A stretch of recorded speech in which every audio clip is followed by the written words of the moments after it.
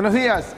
Hoy hablaremos en el bloque económico sobre el tema de las deudas, digamos, todo lo que debemos saber acerca de tomar un endeudamiento adecuado, ¿no? Y lo primero que tenemos que tener claro es si las deudas son buenas o malas, ¿no? Hay mucha gente que dice, no me gusta endeudarme, mejor no tomo préstamos porque eso es malo.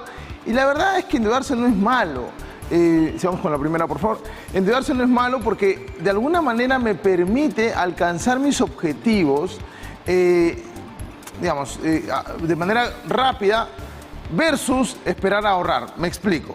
Por ejemplo, imagínate que voy a comprar un departamento, ¿no?, que cuesta, no sé, 300.000 soles. Entonces, claro, si lo hago solo con ahorros, de repente tengo que esperar pues, muchísimos años, 30 años, 20 años para llegar a ese dinero. Pero con el crédito hipotecario, que es una forma de financiar para una vivienda, puedo ahorrar de repente unos 3, 4 años y después ya contar con ese inmueble, ¿no? Ahora, entonces, no es malo endeudarse. Ahora, ¿cuándo debemos endeudarnos? Y la respuesta es muy sencilla. Si lo que voy a comprar agrega valor económico a tu vida, es decir, más ingresos o menos gastos en el futuro, vale la pena endeudarse. Por ejemplo, hablábamos de comprar una casa o un departamento que te va a generar pues menos gastos de alquiler, o endeudarse para hacer un negocio, ¿no?, porque eso va a generar más ingresos, o de repente endeudarse para completar mis estudios, para hacer una maestría, sacar el título, porque eso me va a hacer más competitivo laboralmente y podrá generar mayores ingresos. Entonces, si te agrega valor económico, dale, endeúdate. Pero si lo que vas a comprar no te agrega valor económico, sino otro tipo de valor como emocional o qué sé yo, entonces lo mejor sería a través del ahorro, ¿no? No sé, voy a endeudarme para un viaje. No es que el viaje sea malo, pero lo ideal es que esperar primero a ahorrar para recién poder tomar ese crédito, esa deuda. Ahora, ¿cuánto debe ser el monto máximo de la deuda? Y esa es otra pregunta que la gente se hace.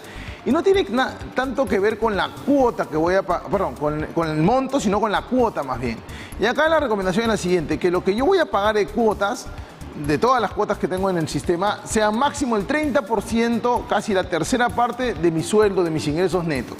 O sea, si yo gano, por ejemplo, no sé, 3.000 soles, lo que debería pagar en cuotas debería ser máximo unos 900 soles, que son el 30%. Porque si no, puedo entrar en una etapa que se llama sobreendeudamiento, ¿no? Y como siempre digo, lo malo no es endeudarse, sino sobreendeudarse, ¿no? Sobreendeudarse es endeudarse en un nivel tal que ya no puedo pagar las deudas o que vivo solo para pagarlas. Y eso no es lo más recomendable. Ahora, veamos un poquito cuáles son los tipos de créditos, ¿no? O sea, cuáles son, qué tipo de financiamiento puede haber en el mercado. Y son básicamente 4 tipos. El primero, el crédito hipotecario, ¿no?, para comprar una vivienda, en donde me van a pedir una cuota inicial y donde también es muy barata la tasa en comparación a los demás, porque el inmueble, el departamento, la casa garantiza el préstamo, ¿no? Eso se llama garantía real, ¿no?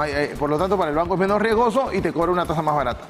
El segundo caso es el crédito vehicular, que también tiene garantía real, también el vehículo garantiza el préstamo y también te piden una cuota inicial, pero las tasas son un poquito más caras, ¿no? Luego sigue el préstamo personal de libre disponibilidad. Y por último, la tarjeta de crédito, que es una herramienta pues, que te da una línea de crédito, o sea, te da un monto para que tú puedas usar permanentemente. Es el producto más riesgoso de los 4, por lo tanto tiene también la tasa más alta de los 4. Ya hablaremos en su momento de tarjetas exclusivamente. Y un par de detalles más, los cobros que me hace la entidad financiera, ¿no? O sea, cuando tomo una deuda, ¿qué cosa me cobra? Y hay que tener en cuenta básicamente 3 puntos. El primero, la tasa de interés, ¿no?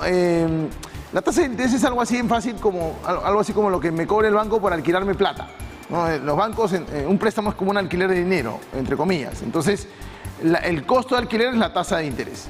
Pero además hay otros conceptos que son comisiones y gastos. Las comisiones son cobros por servicios adicionales que te brinda la misma entidad financiera. Por ejemplo, enviarte el estado de cuenta a tu casa, en físico, ¿no? En ese caso te cobra una comisión por envío del estado de cuenta.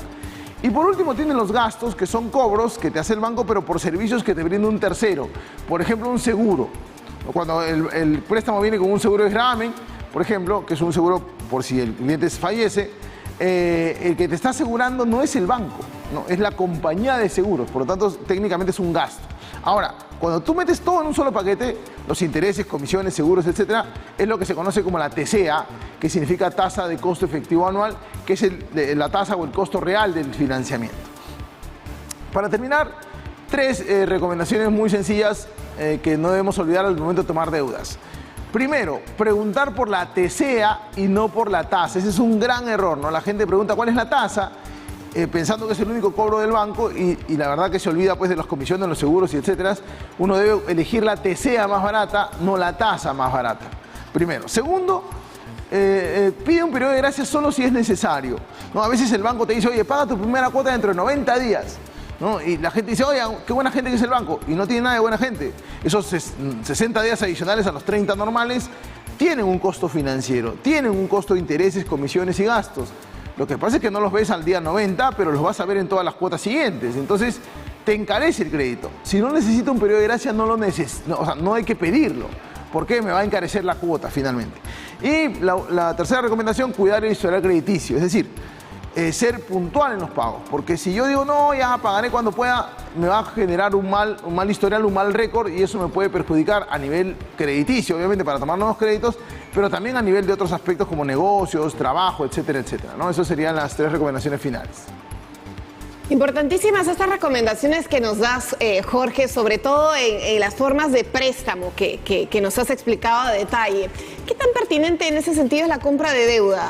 Porque a veces, claro, te ofrecen una mejor tasa, uno no sabe si es viable o si estás tomando una buena decisión, ¿no? En ese sentido. Una compra de deuda es cuando, digamos, tengo deudas en el banco X, estoy pagando una cuota determinada y viene un banco Z y me dice, oye, te doy la plata para que le pagues al banco X y tomas la deuda conmigo. No es tan sencillo como eso. Es venir que otro banco te pague la deuda y tomes el préstamo con el nuevo. Sin embargo, eso normalmente es conveniente cuando te dan unas mejores condiciones, cuando te bajan la tasa, te bajan la TCEA digamos, en términos generales. Y no es mala opción, es una muy buena opción, pero no es una época en donde se vea mucho esto porque las tasas no vienen bajando, sino al contrario, vienen subiendo. Entonces, si yo hace 2 años tenía mi crédito hipotecario, probablemente la tasa que estaba pagando era, no sé, 8%, 7%, y hoy ningún banco te da 8 o 7. O sea, hoy todos te dan más. Entonces, no es una época, o sea, si consigo una tasa mejor que la que tengo, genial, pero no es una época donde se esté dando porque las tasas no están en tendencia descendiente, sino creciente, ¿no? Ahora, pasa que a veces te tratan de comprar la deuda, pero te dicen que puede ser una tasa mixta y no necesariamente una tasa fija. Quisiera que nos expliques eso un poco a detalle. Claro, hay bancos que te dicen, mira, por ejemplo, el hipotecario, ¿no? 20 años el plazo y la tasa es 8%, 9%. Pero otro banco te puede decir, mira, hagamos una cosa, los primeros 5 años la tasa va a ser 8 y después va a ser una tasa mixta, un indicador que antes era el LIBOR, ahora se usa otro indicador distinto, pero una tasa del mercado con un diferencial por ahí. Y no es una mala opción de corto plazo, o sea, de corto plazo, si me dicen con tasa mixta es más barato al inicio, bueno, puedo pensar estratégicamente y decir, ok, los primeros 5 años voy a esta tasa mixta y después más bien aplico a la compra de deuda con otro banco que me da una tasa fija. Eso es una buena estrategia, confiando en que acá 5 años la tasa baje. Porque si estamos en una época como ahora, que las tasas están subiendo, no me va a convenir hacer la compra de deuda, justamente, ¿no?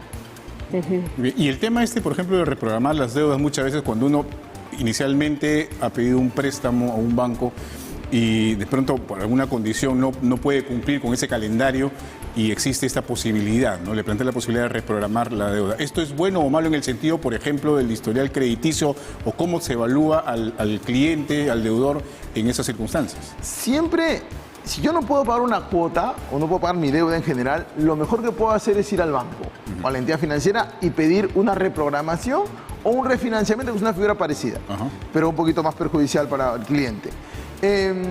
Y siempre va a ser mejor que no pagar.